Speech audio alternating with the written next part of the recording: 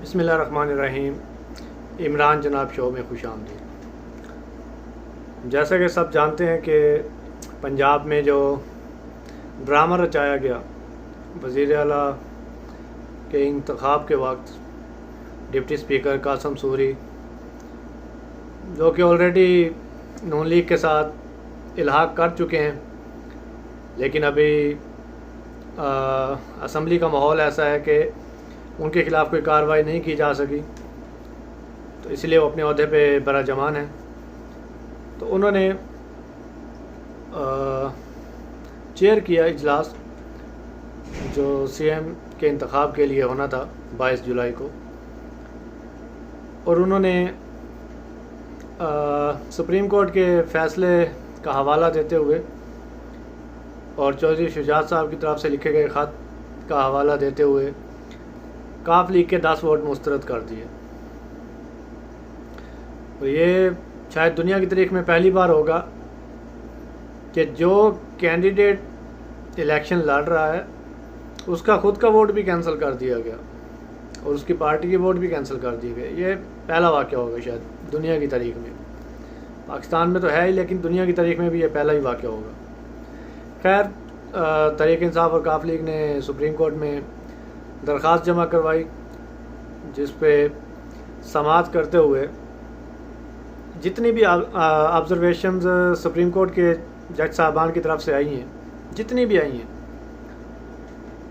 सब से ये साबित होता है कि ये रूलिंग उन्होंने जो दी है वो गैर आइनी है, गैर कानूनी है। सब माहिर कानून भी यही कह रहे हैं, कानूनदान बड़े बड़े पाकिस्तान में जितने भी हैं सब यही कह रहे हैं कि ये गैर आइनी है, गैर कानूनी है। लेकिन हुक्मरान इत्तेहाद और हुक्मरान इत्तेहाद के हामी मीडिया हजरात वो ये मानने के लिए तैयार नहीं है। ख़ास तौर पे मीडिया वो पूरी तरह से कैंपेन कर रहे हैं, कोशिश कर रहे हैं कि किसी न किसी तरह आवाम में ये तासर फैला दिया जाए कि ये जो स्पीकर की रूलिंग थी, डिप्टी स्पीकर की, ये कानूनी है। तो वो अपना काम कर रहे हैं, लेकिन जैसे कि पहले भी बता चुका हूँ, हर वीडियो में बताता हूँ कि अब कौम जागी हुई है, आवाम जागी हुई है, शऊर है, बेदार है। तो आवाम इन सब चीज़ों को खुद से समझती है। अब लोग आइन और कानून को पढ़ते भी हैं, समझते भी हैं। खैर, ये बातें तो फिर भी होती रहेंगी। आते हैं सुप्रीम कोर्ट में समाअत के हवाले से, तो वहाँ पे जो डिप्टी स्पीकर के वकील थे वो भी अदालत को मुतमईन करने में नाकाम रहे। डिप्टी स्पीकर को तलब किया गया, वो पेश नहीं हुए, सिक्योरिटी का इशू बना के। भाई, अगर आप सच्चे होते, आपका फ़ैसला नेक नियति पर मुबनी होता, तो आपको डर नहीं होना था, आप पेश हो जाते। क्योंकि आपने 2 नंबरी की है, अपने हलफ से गद्दारी की है।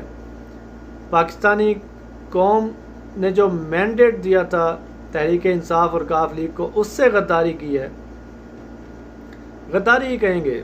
गद्दारी ये नहीं होती कि मुल्क के ख़िलाफ़ गद्दारी करें, गद्दारी तो दोस्ती में भी हो जाती है। तो ये गद्दारी ही के ज़ुमरे में आता है और बड़े भोंडे तरीके से इन्होंने ये सिर्फ मतलब कि चीज़ों को उलझाने के लिए किया गया। पता उन्हें भी है कि गैर कानूनी है, ओवर रूल हो जानी है ये रूलिंग, सारा कुछ, लेकिन फिर भी उन्होंने ये जानते बूझते हुए भी ये रूलिंग्स दी। और फ़ैसला, मुतवक्का फ़ैसला जो है परवेज़ इलाही के हक़ में आना है, जिसका सबूत ये है कि हुकूमती इत्तेहाद ख़ास तौर पे चोर फैमिली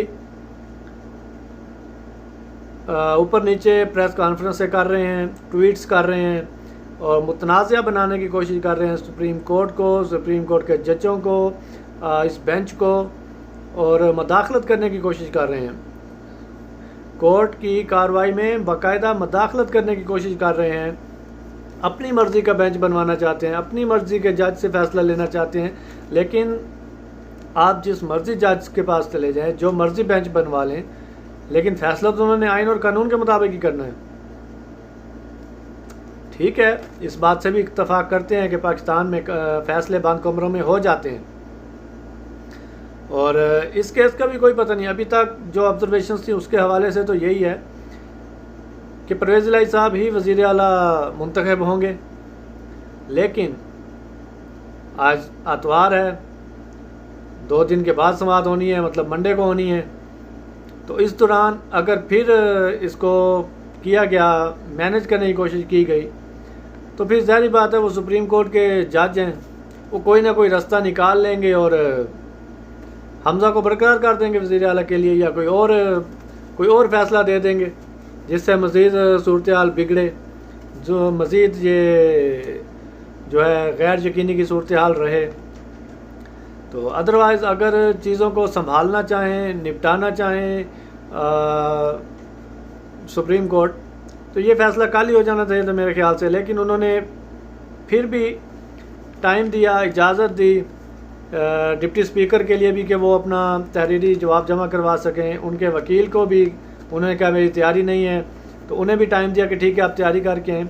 तो किसी भी लिहाज से ये मुमकिन ही नहीं है कि ये रूलिंग कल अदम करार दी जाए। अब कुछ दोस्त कह रहे हैं कि कासिम सूरी साहब को तो तलब नहीं किया गया, उनसे तो उनकी राय नहीं जानी गई, लेकिन दोस्त मिजारी को जो है तलब किया और उन्हें अपनी सफाई का मौका फराहम किया गया, जो कि एक लेवल प्लेइंग फील्ड नहीं है, जो कि बराबरी के ज़ुमरे में नहीं आता।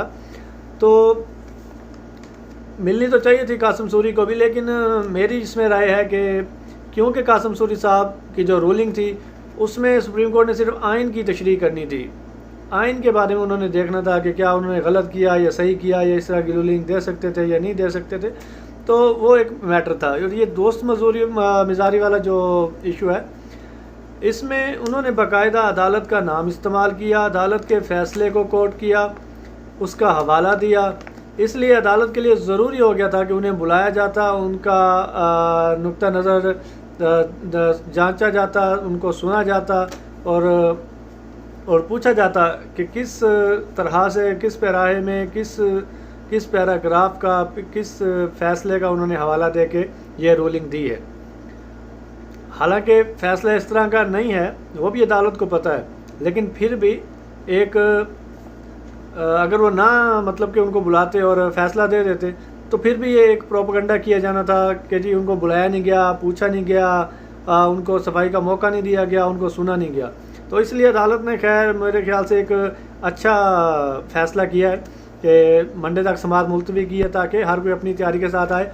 और होना तो यही चाहिए कि मंडे से आगे इसका समाअत जानी नहीं चाहिए, और जो भी फ़ैसला उन्होंने देना है वो मंडे वाले दिन फ़ैसला सुना दें। तो ये एक बेहतर होगा पाकिस्तान के लिए भी, पंजाब की आवाम के लिए भी, पंजाब के लिए भी, मुल्क के लिए भी, क्योंकि मुल्क की फ़िक्र जो मौजूदा इम्पोर्टेड हुकूमत है उन्हें तो है नहीं। डॉलर ऊपर नीचे हुआ, ये इकट्ठे नहीं हुए, इकानमी कमज़ोर हो रही है, इकट्ठे नहीं हुए, स्टॉक एक्सचेंज ऊपर नीचे हो रही है, ऊपर इकट्ठे नहीं हुए, पेट्रोल महंगा हो रहा है, गैस महंगी हो रही है, बिजली महंगी हो रही है, इकट्ठे नहीं हुए। इकट्ठे तब हुए जब इनकी हुकूमत इनको जाती नज़र आई है। तो फिर ये सर जोड़ कर बैठ गए हैं और फिर हर मुमकिन, हर तरह से कानूनी गैर कानूनी तरीके से ये कोशिश कर रहे हैं कि किसी तरह भी ये हुकूमत बचाने में कामयाब हो जाएँ, जो कि बचती हुई नज़र नहीं आती। और दूसरी तरफ से कल खबर आई कि इस्टेब्लिशमेंट ने जी नरम मुदाखलत का फ़ैसला किया है, और नरम नहीं, मैं तो कहता हूँ सख्त मुदाखलत करनी चाहिए।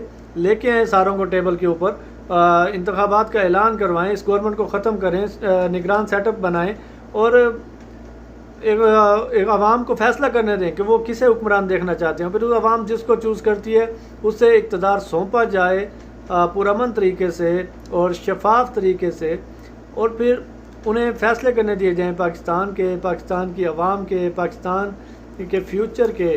तो यही एक तरीका है पाकिस्तान की इकानमी को स्टेबल करने के लिए, ये जो गैर यकीनी की सूरत हाल है इसको ख़त्म करने के लिए, और दूसरा कोई तरीका नहीं है।